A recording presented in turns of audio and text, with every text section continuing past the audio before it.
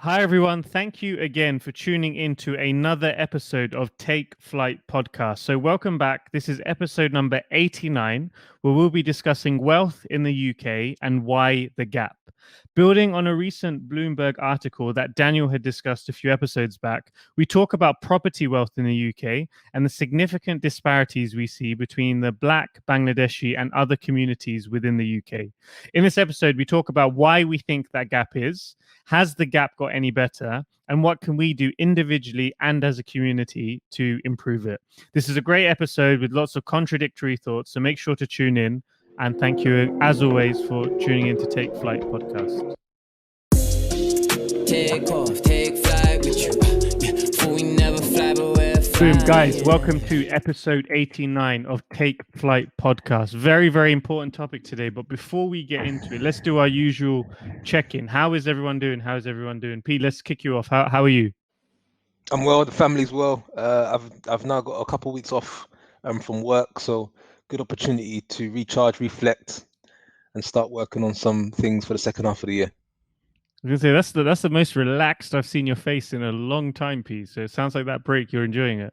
I'm getting good sleep. I'm getting good sleep. No, I'm just getting good sleep. I'm just getting my naps. I'm getting my naps in. So yeah. By the way, if anyone from Fitbit is listening to this and you're looking for any sponsorship opportunities on Take Flight Podcast, please contact us. So, Daniel, how are you doing? How are you, Daniel? Yeah, I'm well, thank you. Doing all good. Can't complain. Are you back in the? Because I wasn't sure, Daniel. Are you back in the office now? Don't ask. Don't ask. It's a sensitive topic. Too sensitive. It's a sensitive topic. Let's put it this way. Let's put it this way. If we were to record this time next week, we ain't recording because I'll still be on my way home. Okay, I'll go back into the office on Monday. Back into the office on Monday. And do you have any summer breaks? Anything planned? Nope. I've got about 30 days of holiday to use, but I haven't got nothing planned for July, August as of yet. Well, it sounds like when you're back in the office, Daniel, that holiday vacation time may be good to cash in on that to recharge. That's what I saved it for. So Olu, how are you doing? I'm good. Can't complain. Obviously, as we're recording, it's unfortunate. England didn't win, so it didn't come home. I was waiting Instead, to see it went to Rome. But yeah, no, I'm good. I'm good. Can't complain. And any holiday plan? Tired. Can't complain. Any plans on your side the next couple of weeks? Chilling, relaxing. It's gonna be UK destination, so probably gonna do a little lads road trip with a few people. So we'll see. I need to travel and visit some people. Does that include Bo? No. No. It doesn't include Bo. The lads trip. There'll be activities that Bo can't partake in. So yeah, it's better he doesn't come along. What about yourself, Shiwa? How are you? Are you giving that reason to us or to yourself? It sounds like there's a little bit of guilt inside of that, Olu. No guilt. No guilt. Sometimes separation is good for everyone, right? What about yourself, Shiwa? How are you? No, all good on my side. Now I'm also similar to P here in Sweden / the Nordics. July is basically a vacation month, so I'm going to be taking the next 2, 3, 4 weeks off and just chance to recharge and travel a little bit as well. But with that, it's actually perfect to get into the holidays, recording an episode, and this is a very important episode for us. I mean, every episode is important, but this is quite a pertinent topic about wealth in the UK and specifically property wealth in the UK and why there's a gap. Now, I think a few episodes ago when we had the property versus stocks, I think in part 4, for anyone that's missed any of that series, by the way, property versus stocks, it's a 4-parter. Highly recommend you check it out and listen to it. Lots of facts that were shared there and also personal stories, anecdotes, etc. And it's a great discussion. But in those 4-part episodes, we spoke Daniel had shared an article that Bloomberg had put together, where they had collected some statistics from the Office of National Statistics, and they compared property wealth in the UK split by the demographics within the UK in terms of, I don't know if would you call it racial demographics? What would you categorize it as? Say ethnicities, possibly. Yeah. Yeah, ethnicities. Ethnicities. I think. Yeah. Yeah, ethnicities. That was the word that I was looking for. That slipped my mind. So they split out the property wealth in the UK by ethnicity, and in that there was actually some very shocking information in terms of the data. So just to frame the data for the listeners, in case you haven't had a chance to look at it. So in this data set, what we could see was that the Indian population in the UK, their average property wealth there was 176,000. So they were at the top of this data set. Second from top, it was the white British and Pakistani communities. They were both at 115k median household net property wealth. I think the bit that really surprised us as a group was actually if you look at the bottom end of the data set. So at the bottom, with a net property wealth value of 0, was the Black African and Black Caribbean communities, which was a big surprise for us here on the episode. And then second from bottom is actually the Bangladeshi communities. That's the community that I'm part of, which was at 26,000. So from the bottom of 0 to 26,000 to the top of 176,000 with the Indian community, that was a big gap. I think when this data was shared, there was some commentary about why this was happening and why this gap continues to persist. Now, what we wanted to do in this episode is actually discuss within this group, why do we think that gap is? Are we as a community getting better or worse? What can we do to improve it? And are we individually actively helping the cause as much as we could? So let's tackle the first question. Why do we think this gap is, guys? Anyone would like to kick us off? Yeah, I think actually the first thing I wanted to sort of add to sort of set the scene and get started is that a lot of when you look at those statistics, a lot of people sort of see the numbers and they'll say, okay, they'll look at it from a very monetary standpoint. What I see behind the 0 is a lot more than that. What I actually see, I think that 0 is connected to the community's health, the community's network, access to capital, schools. So it's much deeper than just saying how much equity does a community have within the property, right? It's their ability, it's their well-being, it's their livelihood. So I think and this speaks to the importance of this topic and discussion, but it's very important for us to understand that it goes far beyond just your equity in the property and how it influences other areas of livelihoods and also for generations to come. I'll start off with maybe one why from my side. Maybe we can just sort of go around the table. I think so. One of the whys, there are many. So we're looking at this. I think one of the things that we need to do better, if I speak from the Black African community, is our ability to understand. Well, first we need to have plans and education in place in order to get assets. But I'll just go from a standpoint of we're not necessarily the best in being able to protect our assets and pass it down. So what will be interesting to understand in that number is in our inability to have sufficient wills in place, life insurances in place, to understand the importance of how these things play out. So we actually give ourselves an opportunity to have these assets over periods of time. So I think that's also I think that's one of the reasons as to why it's quite low in the Black community. Olu. If we want, so I think you mentioned a few good points into how we can improve in the later stage. I think if we talk about why it's where it is, and we think about the income gap or wealth gap within different ethnicity, it comes back to slavery, the British Empire. That's where it starts from. You've got to also take into consideration when we talk about wealth gap, I see it as a equation that would never get corrected, right? Because if I gave you £1 million 100 years ago and I gave another ethnicity 0 at that particular time, compounding means that that's going to grow quicker. And if now I give you £1 million or now you're starting your journey or your race, there's no way for you to mathematically catch up. It's impossible.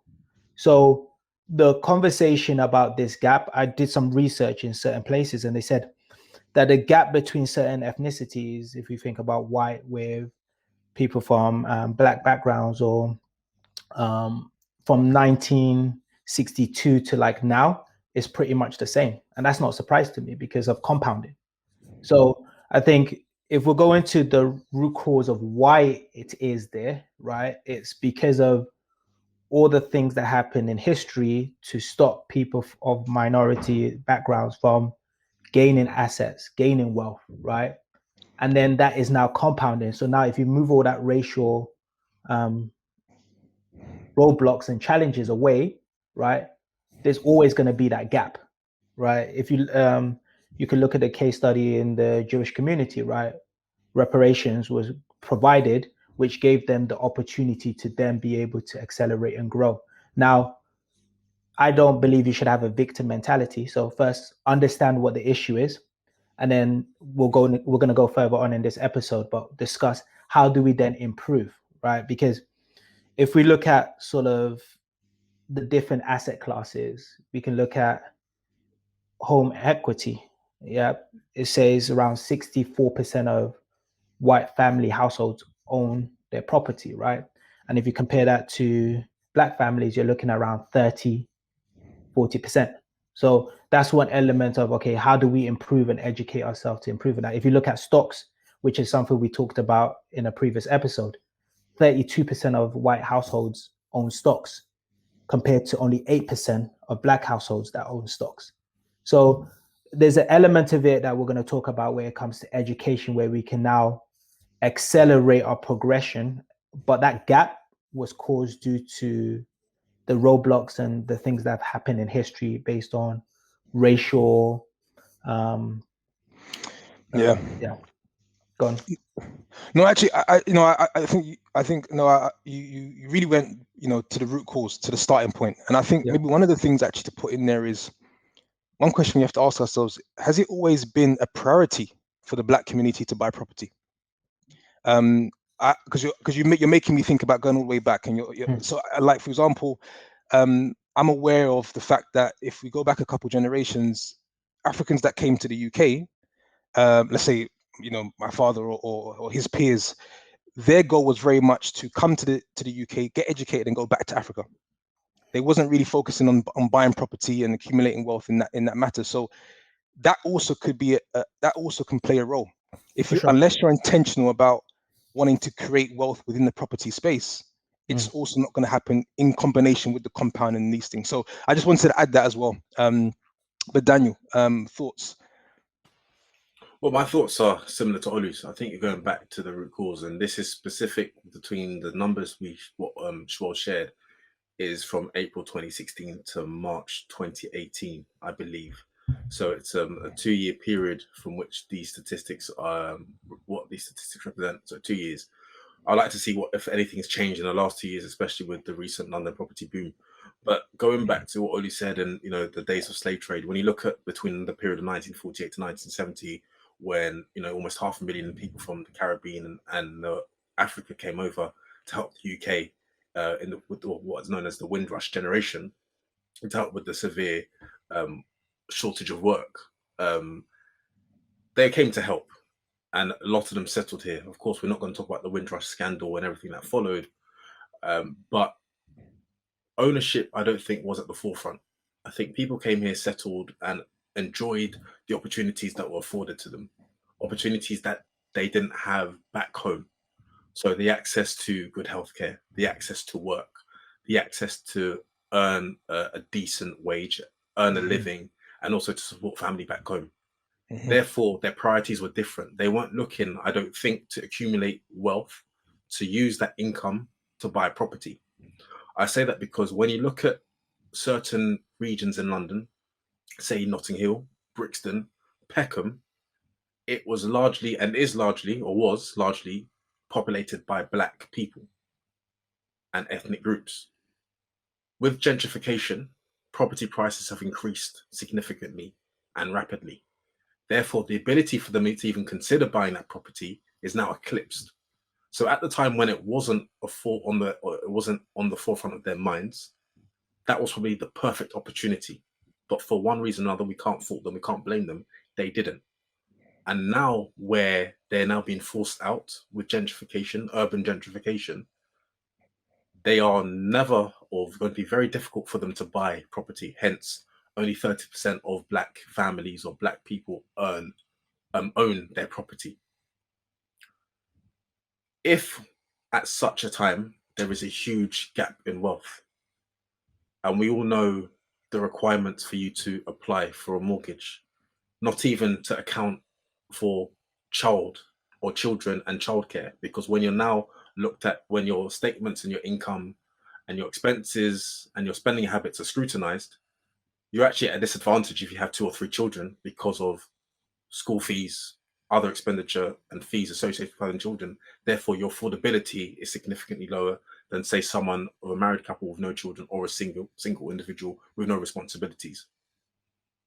So imagine a family that's living in Notting Hill in a council property, maybe a 1-bed or a 2-bed, now trying to buy a property that's now worth almost $500,000 just because of its postcode and its easy accessibility into London. It's going to be significantly difficult for them to buy, and therefore the transfer of property wealth from generation to generation will be difficult. And like P said, our parents probably came from our home countries to England, probably for the reasons of education, to provide for family, to help family back home, and to look to start a family where their children can be afforded good opportunities and not maybe have the challenges they face back home. So if we really want to change it, I think the emphasis and the responsibility will lie on us, because we know what the reasons they came to the country were for. Their priority wasn't to create wealth through property, but what excuse do we now have not to create that wealth through property? I'm happy for us to explore further, but those are my initial thoughts on why that wealth gap is so significant when it comes to property, because of the Windrush generation, the opportunities that's been afforded to them, and the lack of opportunities and support we're given by our communities, the council, the government, along and coupled with the gentrification that's happening in urban areas. No, Daniel, great points. And I think just quickly before we move to short, I think everything you said, if you then overlap salaries and employments within that, you actually then see how it becomes extremely difficult to even build up a level of savings to even give yourself a fighting chance. So yep. No, I think it's really hard. Sorry, go ahead. No, go ahead, Pete. I was going to say it's really hard for these things. It's really hard for these things not to be interlinked. They're all overlap. They're all interlinked, and that's why it really has to go to the root for us to think about correcting this. But correcting it will not be an overnight thing. It will take years to do, possibly generations. But it's not something we can do on our own. We'll actually need support of the white man, the white woman, for this to change, to make not equality, but have equity. I don't think it will ever. I don't. Sorry, I don't want to be the pessimist. No, be honest. Yeah, I don't. I think we need to understand that the gap will never change. It's too late. It's impossible for the gap to change based on compounding. It's just impossible. So it's all we can do is improve the standard of living and improve the equity and gains within our community, right?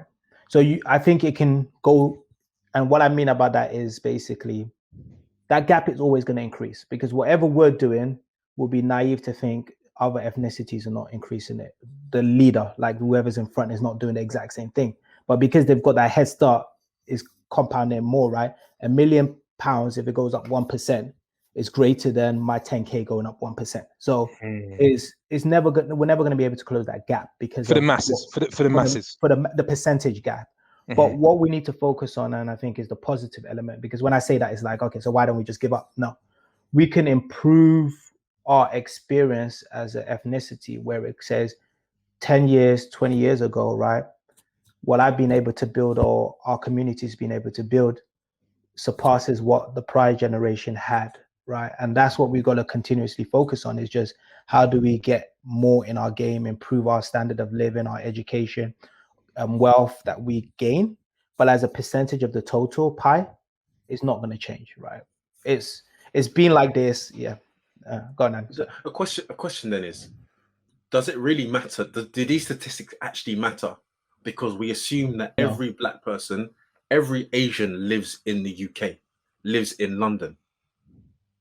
How about if people were actually making effective change, positive change in their home countries? Because we're not necessarily going to hear of those success stories or what people are doing to generate wealth via property, through their businesses, say in Bangladesh, say in Nigeria, say in Ghana, say in South Africa, say in Zimbabwe. We won't hear of those stories. So we can only think of this as, I don't know if I'm making it a smaller problem than it is, and maybe it is a bigger problem than I'm making it sound. But of course, there is a population of black people and Asian people in the UK. These numbers are stark. They are significant because it's ultimately due to a number of factors that we just mentioned.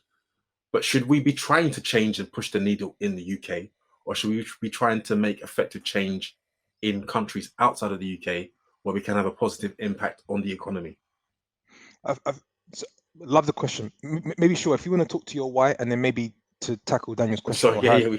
Sorry. No. So I think it was actually a great discussion. So I was hesitating to interrupt it because I think what you guys were reflecting on from what you've seen in the Black Afran and the Black African, and the Black Caribbean communities, I was actually listening back, and a lot of that is basically very similar to what I've seen also in the Bangladeshi community, which is, as we've mentioned, at the second from bottom in this data set. I think if I just use my dad as a reference, so he came to the country at the age of 13.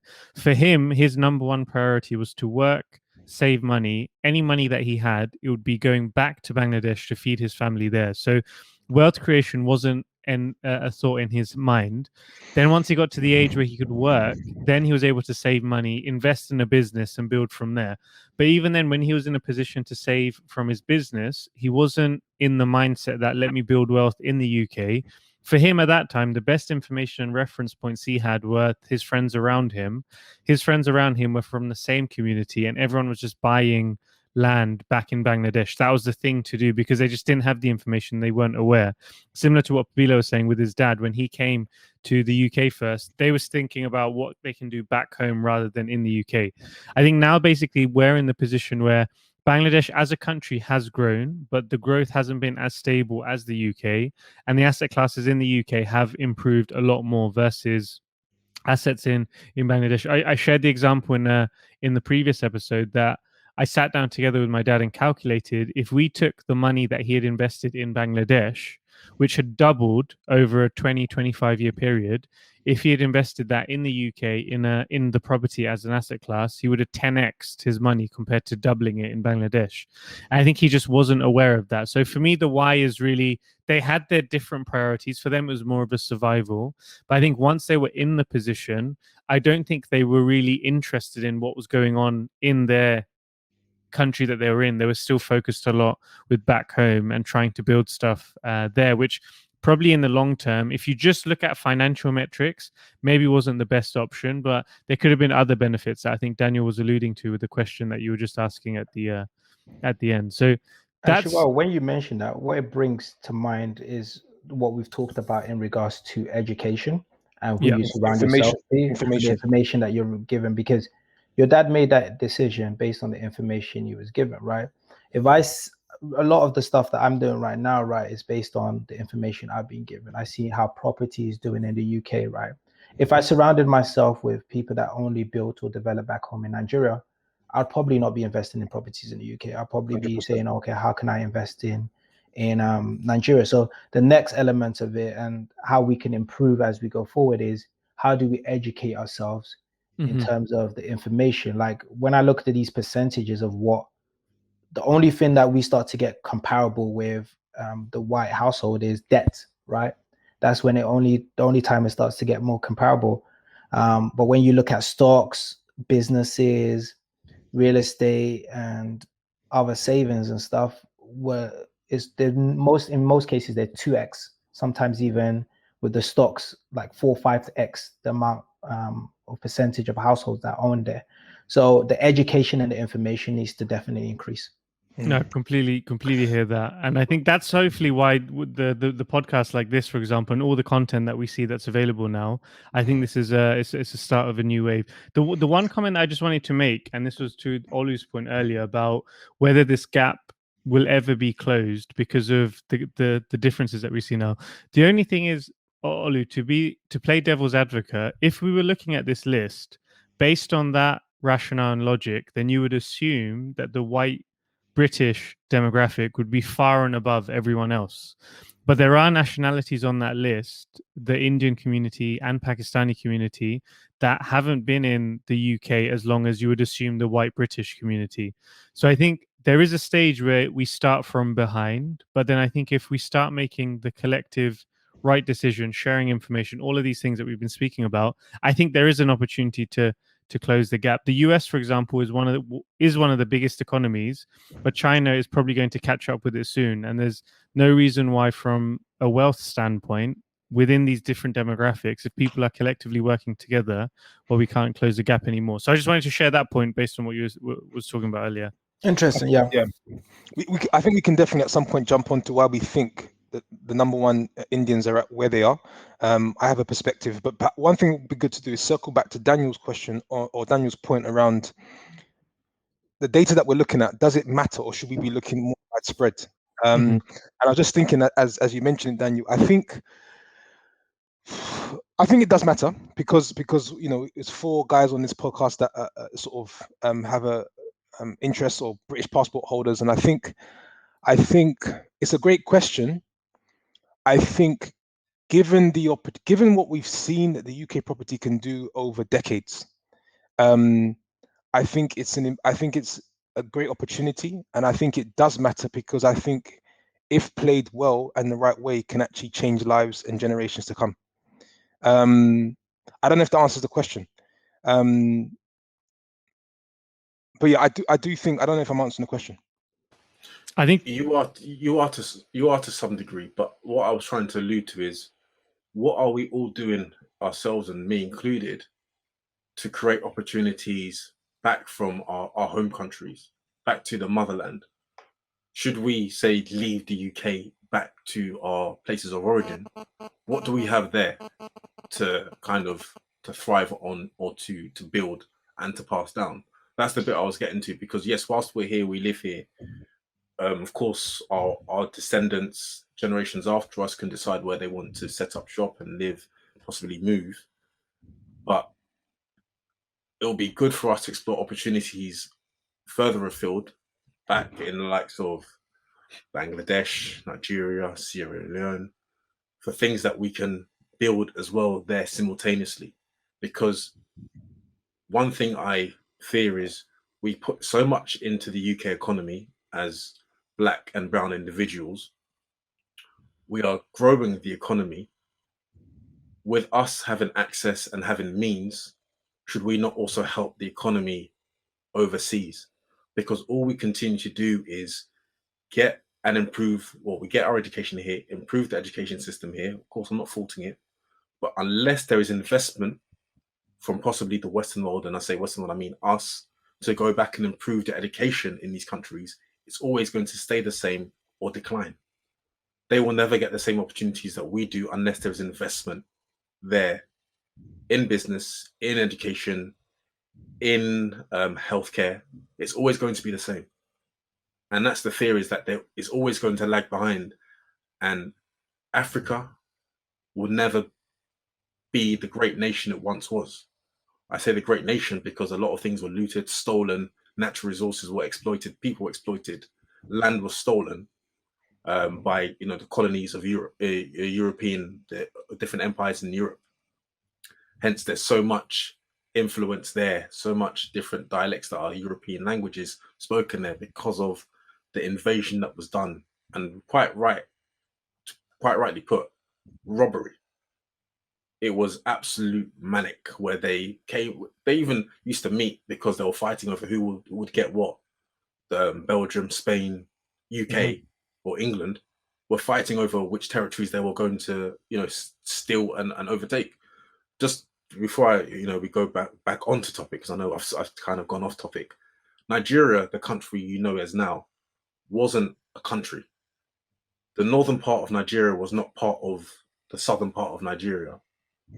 Lugard came in, looked at the opportunities, united the northern part, the Delta area, with the southern part. That's why the northern part is predominantly Muslim. It's Hausa, very different mentality, very different to the southern part. And it was Lugard's wife who came up with the name of Nigeria to call it Nigeria. It was never the country it was. They saw opportunities to exploit it for what it had as its natural resources, and really just messed up the country. That's why years later, generations later, the country is messed up. And to put it simply, I don't think I'll ever go back to what it was because of the sheer greed that existed. But anyway, I think Daniel, to answer your question, for me, to answer your question, it should be yes, right? We do need to invest back home. I would just say that there's different stages to it. So I think there's taking education, building your wealth, and then when you've generated a certain amount of wealth, then you can start sort of investing back. So I think, easy to say, and I'll just use the analogy of our parents. Yeah. Our parents most likely came here to get educated to go back, but did they go back? No, they stayed. Yeah. That's I don't think. to say. Yeah. But I don't think my parents. I don't think they came. I don't think they came with the intention to go back. I know. The only thing I just wanted to quickly add, Daniel, because you really made me think about the intention of building back where our roots are originally versus building here in the UK. And I've had this conversation with my dad again when we were doing this exercise together on calculating what he would have been able to return with his investment in the UK versus Bangladesh. I personally think that if you have the intention of helping everyone back home, then that's the right intention to have. But I think the timing of that approach, you can change this to maximize your impact. So what I explained together with my dad and had the conversation with him was, if he had in his mind that I want to help people in Bangladesh, support them with the minimum level of support, but enough for them to live a good quality life, but then really focus in the UK, then that example that I had given where he would have 10x'd his value versus double what he would have done, that's way more. That with that, he could have transferred that to Bangladesh and impacted way more of his family in a significantly bigger way. So I think the intention to support, I think, is the right intention to have. But I think tactically, if we were to think short-term, mid-term, long-term, then I think thinking like this, we can maximize the value and impact that we can have. That was at least a conversation we had together. But Daniel, no, great question. I think if just to move us along a little bit, and I think we've already started to talk about it with our parents and our families. Do you guys think that as a community we are getting better? I think Olu, you mentioned about the educational aspect, sharing information. Pabilo's mentioned wanting to help back home. Daniel, also you've mentioned as well. But do you think we as a community are getting better or worse? I was just going to be brief. I think as a community, we are getting better. The reason I say that is because we're talking about it. Not just us, but there are others talking about it. I use social media as an example. There are many people that I see that are Black, that are Asian, that are talking about creating wealth through property. So I think it's very much something that people are deliberately and consciously thinking about to change the narrative. Whether it's going to be overnight, I don't know, but at least there is immediate active engagement in this area to try and change things. I think there's more sharing amongst the people. Well, there's more sharing of what people are doing, although I like to see more sharing of how to do things amongst the community. People are very reserved and keep their cards close to the chest about how they do things. They're happy to talk about the successes, but not necessarily how to put you on it as well. People don't mind themselves being successful or you being successful, just not as successful. People don't mind you being successful, just not as successful as themselves. And I think that's one of the culture. That's one of the things we have to change culturally, is to allow people to be successful, allow people to shine. Just because you shine doesn't dim my light. Mm-hmm. I think we need to change our way of thinking. But essentially, as a community, I think we are getting better. And I think the whole pandemic and this generation are looking to increase their income via multiple streams. Property, of course, being one of them. So I think this generation is thinking more long-term, thinking about increasing their wealth, increasing their income. And this is something that's definitely been addressed.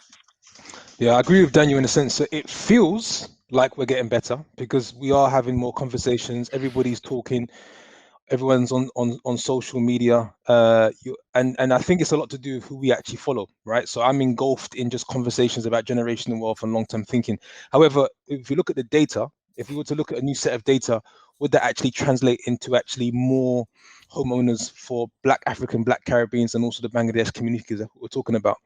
I'm not sure. I would like to think we have more owners. I'm not quite sure. I can't say. One thing I can probably stand on is the fact that the last 18 months, we've all experienced a setback, right? Because now I think if many were on their path to sort of in a position where they had a good job, they had a level of savings and are ready to invest, the recession and pandemic had sort of taken a lot of people back to the starting point or back to zero. And now, whilst your priority was to buy a house, your priority is now, I need to basically get another solid job. I need to start looking after my family. And so that means it will take a little bit longer to get onto the property ladder. Just because you have these, help to buy schemes and 5% down doesn't necessarily mean it's going to help, because obviously there are things along the journey that you have to end up paying back a certain amount of percentage. So the conversations there, the conversations are there. I think the information is being shared, but what needs to be assessed is how well we've been able to execute on that information and actually really become homeowners or invest in property. So that's kind of my take there. It remains to be seen, but feels good. Olu. Yeah, Olu was for the listeners who obviously may not see the visuals. Olu was shaking his head viciously at points of Pabila's explanation. So Olu, what did you elaborate? I agree with what He agreed, but he was. I think point is that the data doesn't lie, and I think that's as much as But we. Olu, we know men lie, numbers lie. Olu lied. No. Men lie, women lie, numbers don't. But I just don't feel like the data's changed. Put them together. The data hasn't changed, right? So there's more information. There's our standard of living has improved per se, but in terms of wealth generation and generating wealth, it's getting harder. As much as we wanna say there's more information, there is harder. It's harder to own a property. It's harder to purchase more properties. It's harder for some people to take action when you're not educated about stuff. You can know about stuff, but a lot of people are afraid to take action. And we have a lot of information out there. We hear about a lot of information, but how many people actually make it, like investing and growing their wealth, right? You hear about stocks. It's now cheaper to invest into stocks, but how many people in our communities purchase stocks? I don't have that many conversations with people about stocks because people are not purchasing stocks. And I try to look need to get on Reddit. I was going to say they need to listen to Take Flight podcast, Property versus Stocks. You need a new circle, mate. No, it's gone off. I'm saying, look, we can't just now really look at the. You need to commute into the office and go into work. Stop remote working. we can't just look at ourselves and the best of the class and assume that everyone is doing it, right? I'm trying to more look at what are the majority of our communities doing, and it hasn't changed. The data hasn't changed, so the data doesn't lie. So for me, there's more information out there. I don't believe it's changing because the numbers are not changing, and it's becoming even more difficult to truly gain wealth, especially in the real estate and property element, right? The deposits that you need to save are a lot higher. If you have responsibilities like Daniel mentioned before, kids, etc., is a lot harder to save. So unfortunately, no. No, but Olu, I love the different perspectives we can get in the group. So to counter your counter, I would say that it is definitely harder than it's ever been. The prices of things continue to go up, but I think also it's probably the easiest it's ever been in terms of starting a business, in terms of using a device in your pocket to access information, open up an account for something. Now, of course, the action will be the differentiator, but in terms of the tools available to start something, that's probably been the easiest it's ever been. So if at this moment in time you can't start it because of whatever challenges, because there are challenges out there, now is probably the easiest time in history, if we look at the grand scheme of things, for us to start an initiative or to build something if we really, What really would you wanted say to. the number one way of building wealth is, or people's wealth is in? What do you mean? Building Where most Like of the asset class. What is the number one asset class for building wealth?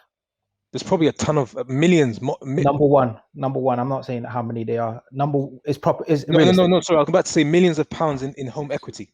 Yeah, home equity, right? So home equity and property is the number one way that most households build their wealth, right? If we look at that element, it's not easier now to own a home or purchase a home than it was back in the day when you needed 0% in terms of down. There was even certain times they were paying you to purchase properties. If I talk to my mom about stories about when she was, all I needed was 5K and I could have got this place and that place. If I go with 5K today. No, but it's inflation though. You got to adjust for inflation. Even if we take away inflation, guys, they were 0%. They were giving out 0% mortgages. Like you didn't need salaries were like back in the 80s. Salaries were 12K. A house price was 20K. Not when my mom. I said back in the 80s. I know. I'm saying that. But even when you look at inflation, if you want to measure real inflation, look at Fredo. That's how you measure real inflation. From 15p to 40p. Salaries ain't changed the same. Excluding inflation, it was easier to purchase properties. The only thing there, Olu, is I think the pathways to a deposit, there are more pathways available now. There's more opportunities to create a business. There's more opportunities to create businesses online. The pathway to the deposit, I think there's probably more paths available. The amount of deposit has definitely increased and probably increased even more than people's salaries and wages and everything else. But I think there are still opportunities out there and information that was a lot easier. That's a lot easily available now than there was probably ever been before. Not to get too technical, but the other thing I'll say is it's not necessarily a benefit to be putting down 5%, 2%, 1%, because we all understand the value of the price of an asset versus the level of debt, and you want to necessarily have a nice gap because in times of hardship, you don't want to necessarily be so close to your debt. So, but it is a benefit. I see the point. It's benefit for let's take for example my first property mortgage, right? It was 10%. Yeah. Right. Your first property is typically 10%. You're not just doing interest only. You're then starting to pay down more of that equity. Get me in that door, because what's happening is the appreciation of that asset is growing more than me now trying to save and buy that same property, right? With now 20%. Now that value of that property that was 160 when I first wanted it, now could potentially be 200K. Now I need to save more. So get me in that door, right? And then I can use the income that I have to pay down that equity or that gap. Yeah. No, you're making me think about counterpoints, just because I think it's a great point. So the other thing also is where you purchased was based on your location. One of the things that I don't think enough people are paying attention to is those that are based in London. Yeah. What's happening is London has become a playground where it's no longer playable for the local person, right? It's now foreign playground, foreign wealth. Nothing is stopping people that live in London to invest in properties further up north, where it's actually a cheaper entry to get into. You're still investing in property. You're still able to sort of build equity. So I think one thing you have to keep in mind is a lot of times people sort of give up on the dream of buying property that are based in London because they're too busy looking at London properties. When actual fact, when you bought your first property, it was outside of London. Yeah. I'm buying properties outside of London, and so you can start there and then perhaps work your way back down to London, which I think is a big it's an important factor to keep in mind. So yeah, but that's just us getting a bit technical on the game. Yeah, sounds like it's turning into property versus stocks part 5. So then let's turn it to a debate. But no, I like it. I like that. I think what we're talking about here is information. Yes. Right. Which we're going to come on to now. Shua's point. Yes, so then so I think it's been a great discussion, and just to close us out, a final question to get you guys invaluable thoughts. So I think we've spoken about why we think the gap. We've also spoken about an element, Daniel's great question about whether we should be building in our home countries versus here in the UK, and then I think collectively we're in agreement that the community is getting better, but I think the jury is out in terms of what the results will be. That we'll only see in the future. Now, what can we do as a group to improve this, and then what can we individually help the cause? What do you guys think? Yeah, so a couple of points to come to mind, and maybe it's for us or for people that are listening. The very first thing that people tend to overlook and not discuss enough is, and we've spoken about it earlier in the episode, with this, we're talking about creating more wealth in UK property. Your very first step is you have to be very intentional about this work. You have to decide that you want to create wealth in property. It's not going to just happen. You're not going to just fall into wealth. And I think that's an important point, because our parents didn't necessarily pay attention to this. We are very intentional about wanting to create wealth, and it's no surprise that we're able to do that. I think that's the first thing. I think the second thing we talk about, if you're one thing that can help and make a difference, if you're someone within the community that is able to, you're maybe one of the exceptions, and you're able to sort of, you've had a great experience in creating wealth, and you're not sharing the information or finding a way to share the information, shame on you, because it actually benefits you in the long run also, right? So I think one thing that we can do and continue to do is, if people can change their minds based on a different set of information. So I think one thing that we can do, and it's very easy, it's free to do. Daniel mentioned it, success is not a zero-sum game. We can do a better job in scaling and spreading the information and planting seeds. It doesn't mean that the people that receive it today are going to take action, but in year 5 they may, and that made a difference because you gave it to them a couple of years ago. So I think be intentional, decide you want to be wealthy. Number two, start sharing the information. The other point I wanted to mention, I'm just reeling points off the top of my head now, is when I look at the Indian community, top of the charts, my assumption, it's just an assumption, is that what they've done really well is they've worked together. I've heard in the past what they tend to do is come together as a collective. They raise the deposit, almost like crowdfunding. They would buy one house, and then they would work to get, and it says there's 10 people buying that one house. Then they would work to get the second person another house, and they'll just keep sort of building the deposits together. A bit like a pyramid scheme, if you want to call it that, where everybody benefits in the long run. And so what we've got to learn to do is eventually figure out a way to get over the mind barriers and the trust issues and what's not worked in the past, and work together better as a community on how we can actually joint venture and sort of create wealth in that way. So I think those are a couple of points that I wanted to share as to how we can really make a difference. And we don't necessarily need to be number one. Let's make that clear. We just need to start moving the needle as to where we are. Boy, I think thank you for listening to Take Flight Podcast. I got nothing to add. Let me keep going. Let me another one. No, don't spoil it. I'm not going to spoil it. Let me just double down on another point. Okay, let me double. Another point also to mention is that some of us, one thing that actually this statistic you will never understand is that I think in that zero, you've actually seen communities that have had assets and have lost it. We keep looking at that zero as if you're trying to start from zero.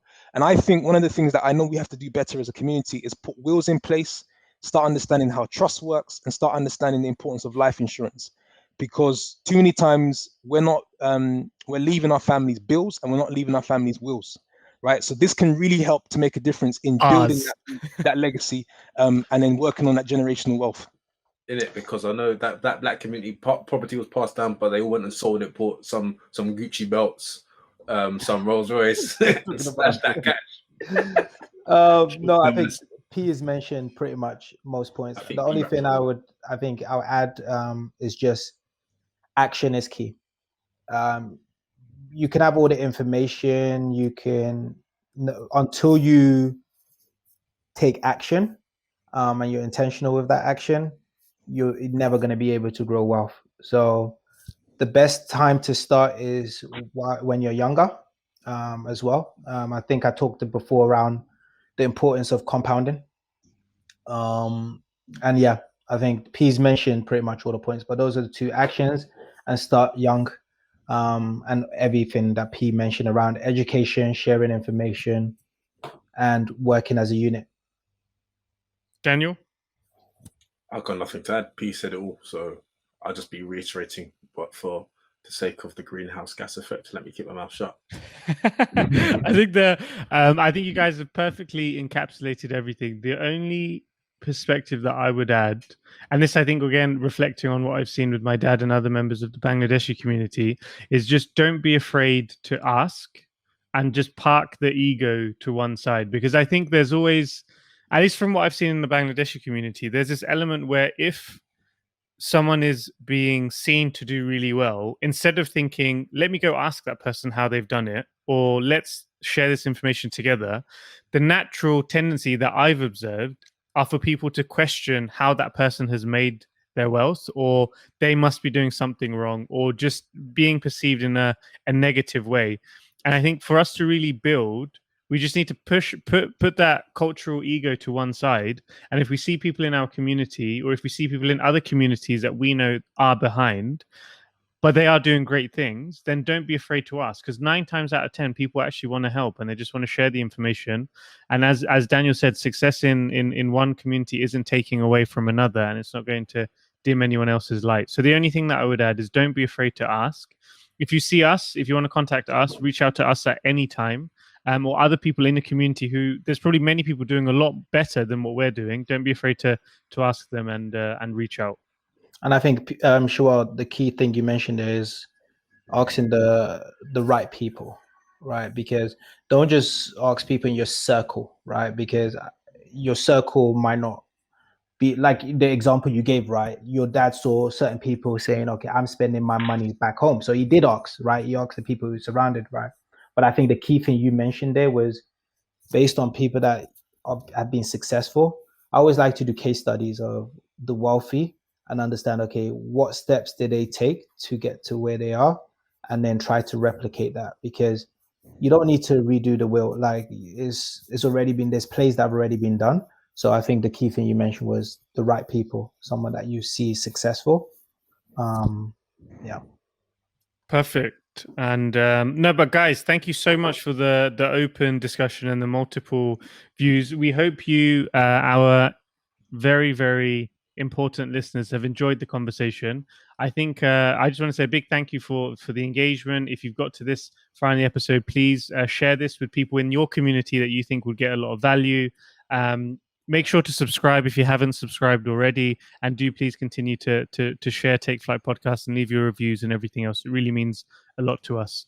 I think with that, I will hand it over to Daniel for the honors of closing out the episode. So thank you all for listening to episode 89. It's the one before 90, 10 before 100. We hope you'll still be listening to us when we reach 100. But as always, stay safe, stay well, stay healthy. Have a great week. We'll see you next week with Take Flight Takeaways. God bless. Peace. Take off, take flight with you. For we never fly, but